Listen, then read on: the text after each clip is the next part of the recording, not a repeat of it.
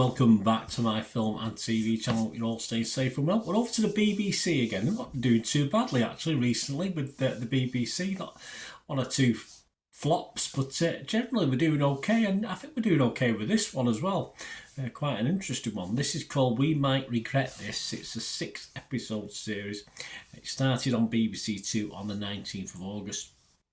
But if you're like me and you can't wait weekly, you can binge watch it on BBC iPlayer if you've got access to that, guys, or check your territories where you can get all the BBC stuff if you're outside of the UK. And this story is inspired by the lived and live and real experiences of co-writers Kyla Harris and Lee Getty. So, of course, with a little bit of poetic, dramatic license thrown in for good measure as well. So I'll tell you what it's about in a minute. Please, if you are new to the channel and you've not already subscribed, if you can do so, that'd be absolutely fantastic. Press that button, press the notification button, that'd be absolutely brilliant as well, so you know when these vlogs are coming out. I do series reviews, film reviews, information vlogs, lots of different things, even the odd quiz at certain times of the year, certain films, etc. So please join us. If you do check through the channel, I see stuff on my football team as well, Manchester City, so if that's of any interest to you, have a look at that, or you know somebody might be, who if you're not yourself, give them a kick in my direction. I'll be very, very grateful. We do have memberships for the channel now to support me, if you can. It's 99p a month. You don't have to, but it's always nice, and give us a like. I mean, that'll do as well. But you get early access to all my film and TV stuff, and of course with the football you get early access to lots of history stuff that sometimes doesn't get published for months or even over a year on the football side, but perhaps just 3-4 weeks usually on the film and TV side, depending on the time of year and what's coming out. So if you can support me that way, that's absolutely fantastic, guys. Be much appreciated. And we do have sponsors at the moment as well. So if you're interested in movie posters and a little offer to members and, well, people watching this, you don't have to be a member. Just stay tuned. And of course, if you're interested in sponsoring the channel, you can also do that. But we'll talk about that later. Let's get back to this. We Might Regret This. Classed as a comedy drama. I've seen this described as a sitcom, but we'll talk about that in a moment. This stars. Of course, it stars one of the writers, Kyla Harris, stars in this as well, but it also stars Eleni Sorrell, Darren Boyd, Sally Phillips, Ed Blumel, Asia Shah and Hugh Coles. What's it about? Well, Freya, who's played by Harris, the co-writer, is a Canadian tetraplegic in her 30s when she moves to London to live with Abe.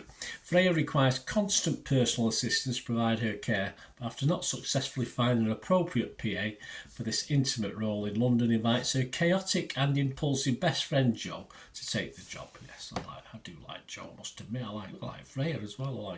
I like all the cast, perhaps not the men as much, but that's me. This is another worthy effort, I think, from the BBC. Less of a sitcom, more of a dramedy, if we call them these days, don't we? Some great characters. We've got the main characters who are just rub off against each other really, really well. But we've got some cameos as well that come into this that you might only appear in an episode or two or a couple more or whatever, but even they're very good. The ones that pass through, a lot of familiar faces if you watch UK drama. There's one, I will mention one, there's a PA trainer, ex-army PA trainer, and even though she's a female, she reminded me very much of Keith Laird of Phoenix Nights, if you remember that sort of humour. So yeah, if you've not watched Phoenix Nights, you won't know what I'm talking about, but you'll get it if you watch it and you know Phoenix Nights. It's a little hint of that side of the humour with Keith Laird, of course, the famous fire safety officer from Phoenix Nights. But anyway, if you watch it, you'll know what I'm getting at with that. But as I said, all the cameos are just a great addition to the series. They just meld into it perfectly, whether they come for one episode or stay for longer. I mean, it's definitely warts and all humour, of course, humour and real life. It's a match-up between that.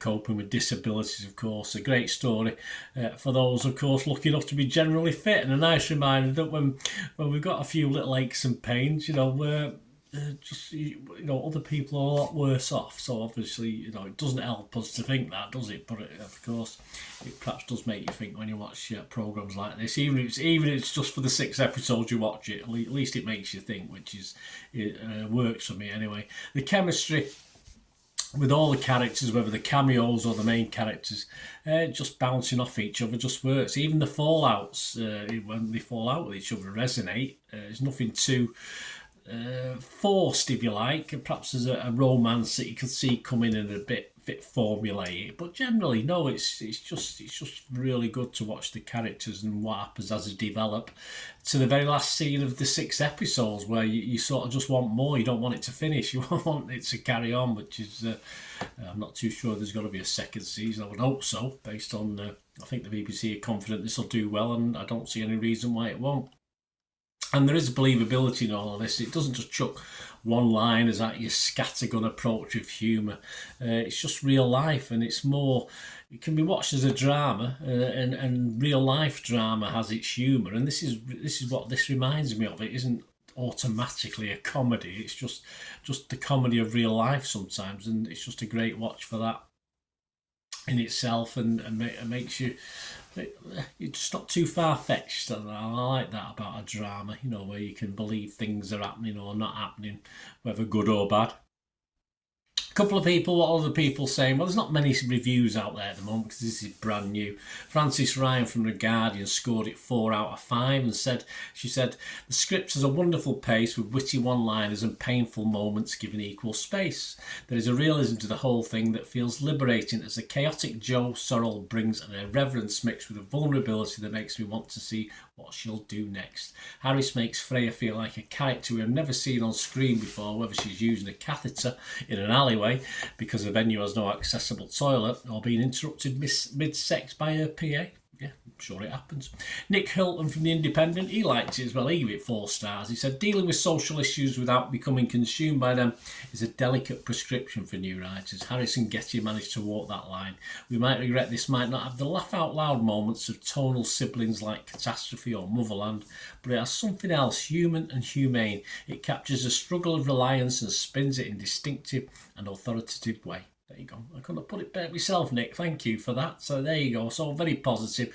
We've only got 35 scores and reviews left on Internet Movie Database, and it's more or less thinking what I'm thinking. It's coming up with a 6.8 out of 10. I can imagine this is going to score between 6.5 and 7. I'm going to score it a 7. I'm going to give this, I think it's well worth a 7. Fresh, of course, on Rotten Tomatoes. Positive, of course, on Metacritic. So I'm going to give this a 7 out of 10. Internet Movie Database, 6.8 out of 10. But a good dramedy. More with the drama, perhaps, than the Eddie. But I enjoyed it. Let me know what you think, guys. Anyway, if you watched this and enjoyed it like I did. I did mention sponsors, didn't I, guys? Yeah. If you're interested in movie posters, Piat6505, they've got a little eBay shop. There's a link in the description below. Just copy and paste it to go straight to the shop. And they're listing stuff continually, so they're still listing stuff now. They're get up towards 600 now, and that'll, as and when they list, it'll grow, obviously. And it's all films from the 90s and 2000s. So if there's any actor you're after, or any particular film, and you don't see it listed on the shop, just ask, because for every poster listed, there's probably 1 or 2 or 2 or 3 not been listed. And they do rare DVDs as well, like classic movies, some foreign language ones, etc. from the past that are quite hard to get hold of these days. So check them out, guys. If you do place an order, just mention me and they'll give you an automatic 10% refund. That's the effect I have on my sponsors. My thanks to them, Piat6505. So mention my name. If you don't mention it, they won't know. So just mention my name if you place an order. You get 10% off and they dispatch within 24 to 48 hours. Just make great gifts, these guys. You can treat yourself, or better than buying socks for someone if they like movies. You can buy them a couple of posters or a poster and buy a frame and stick a frame around it for them as well. Just something a little bit different. Well, there you go, guys. Give them your support anyway. And if you're interested in sponsoring the channel, my socials have been on screen there. So just contact me about that, about sponsorship, and we can have a chat. Say you can support me through the membership or sponsorship, or even just to give me a like. It's always nice. Anyway, thanks for watching, guys. Until we meet again, I'll never ask one thing, don't I? Please stay safe, everyone. Bye for now.